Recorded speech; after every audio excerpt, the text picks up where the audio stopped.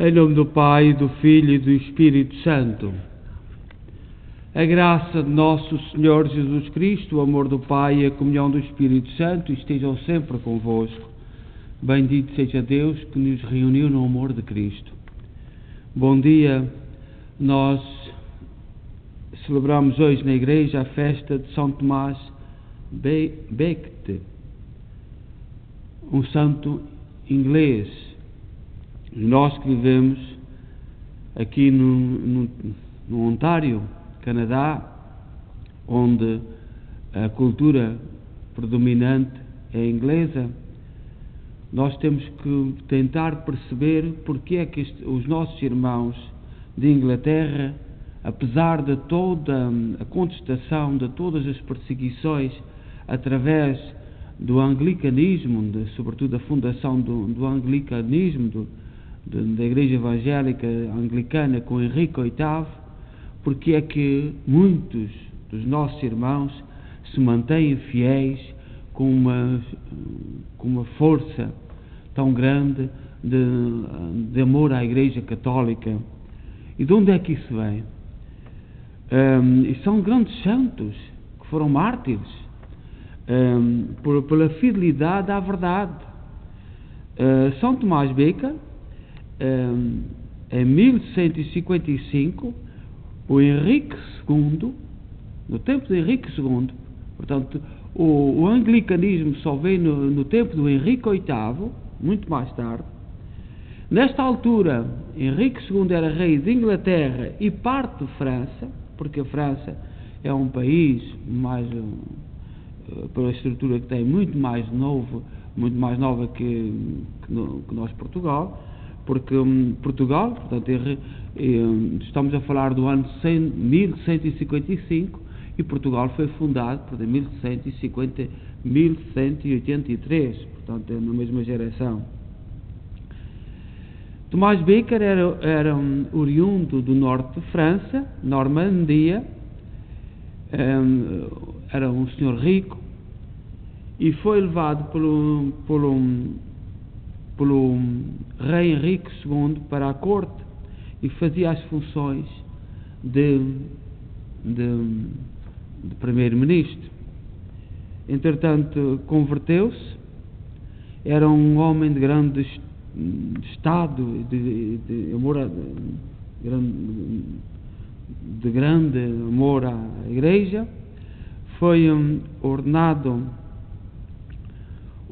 sacerdote no dia 1 de junho de 1162 e sagrado bispo 2 dias depois, e foi um dos bispos fundadores de Cantuária. E a determinada altura pediu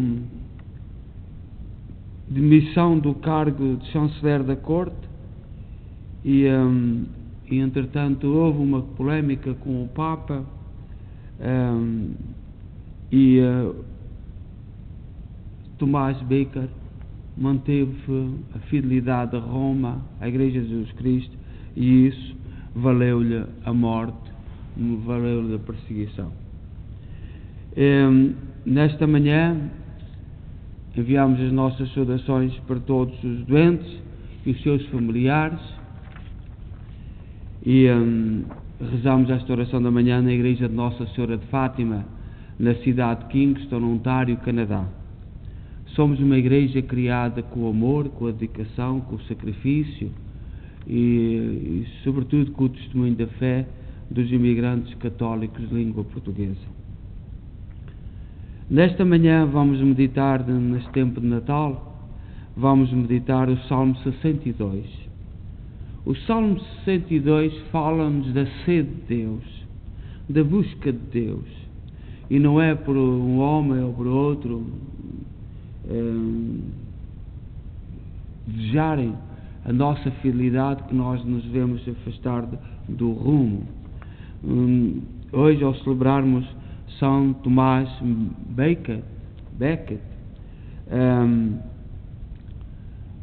inglês, nós não devemos nos esquecer de todo o processo que a Inglaterra tem passado depois mais tarde com Henrique VIII, a criação da Igreja Anglicana, onde surgiu Marx, que influencia o mundo atual em tantos erros, onde surgiu a maçonaria à volta da construção da Catedral de São Paulo em Londres, começou por ser um sindicato dos pedreiros e tornou-se um movimento de tanta perseguição e secreta, um assunto secreto que hoje está sobretudo nas esferas do poder, mas continua tudo secreto. Nós devemos honrar toda esta gente que foi fiel aos seus princípios e à doutrina de Jesus Cristo. No Salmo 62 nós vamos meditar na sede de Deus. E diz assim o salmista: sois vós, ó Senhor, o meu Deus, desde a aurora ansioso vos busco. A minha alma tem sede de vós, minha carne também vos deseja, como terra sedenta e sem água.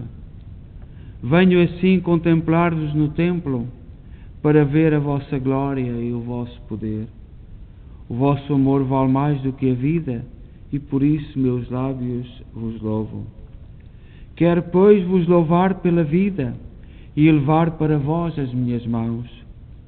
A minha alma será saciada como em grande banquete de festa. Cantará a alegria em meus lábios, ao cantar para vós meu louvor. Penso em vós no meu leito de noite, nas vigílias suspiro por vós. Para mim fostes sempre um socorro, de vossas asas à sombra eu exulto. A minha alma se agarra em vós, com poder a vossa mão me sustenta. Glória ao Pai, ao Filho e ao Espírito Santo, como era no princípio, agora e sempre. Amém. A quem vistes, ó pastores, anunciai e nos dizei quem na terra apareceu. Nós vimos um menino e os anjos a cantar e a louvar nosso Senhor. Aleluia. A leitura breve desta manhã que a Igreja nos propõe para meditarmos é tirada da Epístola, da Carta de São Paulo aos Hebreus, capítulo 1, versículo 1 a 2. Irmãos, muitas vezes e de muitos modos falou Deus outrora a nossos pais, pelos profetas. Nestes dias, que são os últimos, Ele nos falou por meio do seu Filho, a quem Ele constituiu herdeiro de todas as coisas e pelo qual também Ele criou o universo.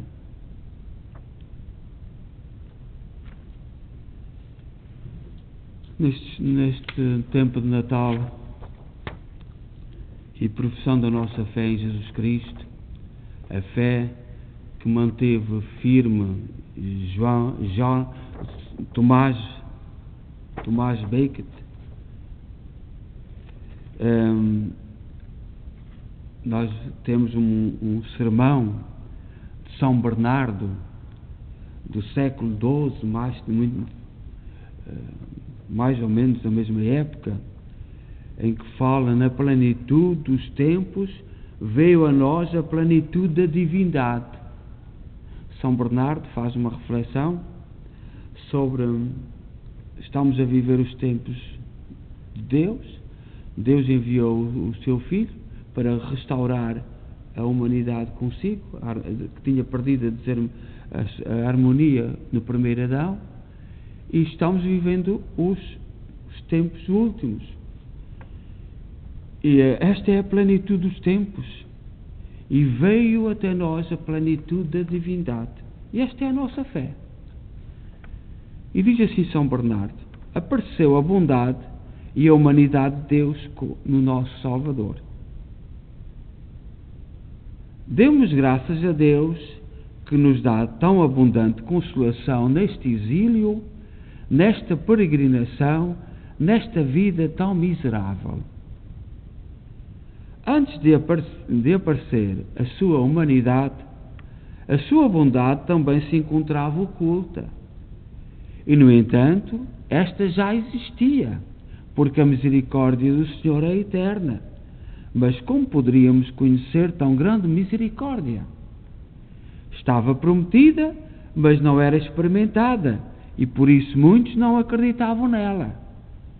Muitas vezes e de muitos modos, Deus falou por meio dos profetas, diz na Epístola aos Hebreus, capítulo 1, versículo 1, e dizia: eu tenho pensamentos de paz e não de aflição.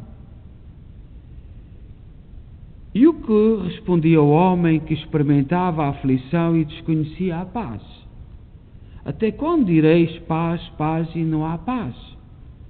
Por esse motivo, os mensageiros da paz choravam amargamente. Diz no livro de Isaías, capítulo 33, versículo 7, dizendo: Senhor, quem acreditou no que ouvimos? Agora, porém, os homens podem acreditar ao menos no que veem com seus olhos, pois os testemunhos de Deus são verdadeiros. E para se tornar visível, mesmo àqueles que têm a vista enfraquecida, armou uma tenda para o sol. A nossa fé centra-se em Jesus Cristo. Jesus Cristo existia em Deus, era Deus com o Pai, no Espírito Santo, foi enviado como Filho para nos indicar o caminho. A nossa missão é viver esta luz, esta realidade em Cristo e mostrá-la ao mundo, esta nossa fé, esta nossa certeza que os santos, que os apóstolos, que os padres da Igreja professaram e que nos transmitiram. Agora, portanto, não se trata de uma paz prometida, mas enviada. Não adiada, mas concedida. Não profetizada, mas presente. Deus Pai a enviou à terra, por assim dizer, como um saco pleno da sua misericórdia. Um saco que devia romper-se na paixão para derramar o preço do nosso resgate nele escondido. Um saco, sim, que embora pequeno, estava repleto, pois um menino nos foi dado. Diz Isaías, prometia Isaías no capítulo 9, versículo 5. Mas nele habita toda a plenitude da divindade. Quando chegou a plenitude dos tempos, veio também a plenitude da divindade. Veio na carne para se revelar aos que eram da carne, de modo que, ao aparecer sua humanidade, sua bondade fosse reconhecida. Com efeito, depois que Deus manifestou a sua humanidade, sua bondade já não podia ficar oculta. Como poderia expressar melhor sua bondade senão assumindo a minha carne? Foi precisamente a minha carne que ele assumiu, e não a de Adão, tal como era antes do pecado. Poderá haver prova mais eloquente de sua misericórdia do que assumir a nossa miséria? Poderá haver maior prova de amor do que o Verbo de Deus se tornar como a erva do campo por nossa causa? Senhor, que é o homem, para que dele assim vos lembrardes e o tornardes com tanto carinho, diz no Salmo 8, versículo 5. Por isso, compreenda o homem até que ponto Deus cuida dele. Reconheça bem o que Deus pensa e sente a seu respeito. Não perguntes ao homem por que sofres, mas porque ele sofreu por ti. Vendo tudo o que fez em teu favor, considera o quanto ele te estima e assim compreenderás a sua bondade através da sua humanidade. Quanto menor se tornou a sua humanidade, tanto maior se revelou a sua bondade. Quanto mais se humilha por mim, tanto mais digna é a glória do meu amor. Diz o apóstolo: apareceu a bondade e a humanidade de Deus, nosso Salvador. Na verdade, como é grande e manifesta a bondade de Deus, e dá-nos uma grande prova de bondade aquele que quis associar à humanidade o nome de Deus. São Bernardo, hoje na festa de São Tomás Beque, que foi fiel, que foram fiéis a este acto de amor, de nascimento de Jesus. Jesus veio para nos libertar, para nos salvar, tornando-se homem, tornando-se presente na nossa humanidade. E é este amor que nós cantamos, que nós louvamos. Rezemos o Pai Nosso. Pai nosso, que estais nos céus, santificado seja o vosso nome. Venha a nós o vosso reino. Seja feita a vossa vontade, assim na terra como no céu. O pão nosso cada dia nos dai hoje. Perdoai-nos as nossas ofensas, assim como nós perdoamos a quem nos tem ofendido. E não nos deixeis cair em tentação, mas livrai-nos do mal. Ave Maria, cheia de graça, o Senhor é convosco. Bendita sois vós entre as mulheres, bendito é o fruto do vosso ventre, Jesus. Santa Maria, Mãe de Deus, rogai por nós, pecadores, agora e na hora da nossa morte. Amém. Glória ao Pai, ao Filho e ao Espírito Santo, como era no princípio, agora e sempre. Amém. Oremos. Ó Deus invisível e todo-poderoso, que dissipaste as trevas do mundo com a vinda da vossa luz, volvei para nós o vosso olhar, a fim de que proclamemos dignamente as maravilhas, a maravilhosa natividade de vosso Filho unigênito, que convosco vive e reina na unidade do Espírito Santo. Amém. O Senhor esteja convosco, Ele está no meio de nós. Abençoe-nos Deus Todo-Poderoso, Pai, Filho e Espírito Santo. Amém. E com os nossos irmãos da Igreja Ortodoxa, vamos meditar, refletir num poema que eles tão bem cantam por ocasião do Natal.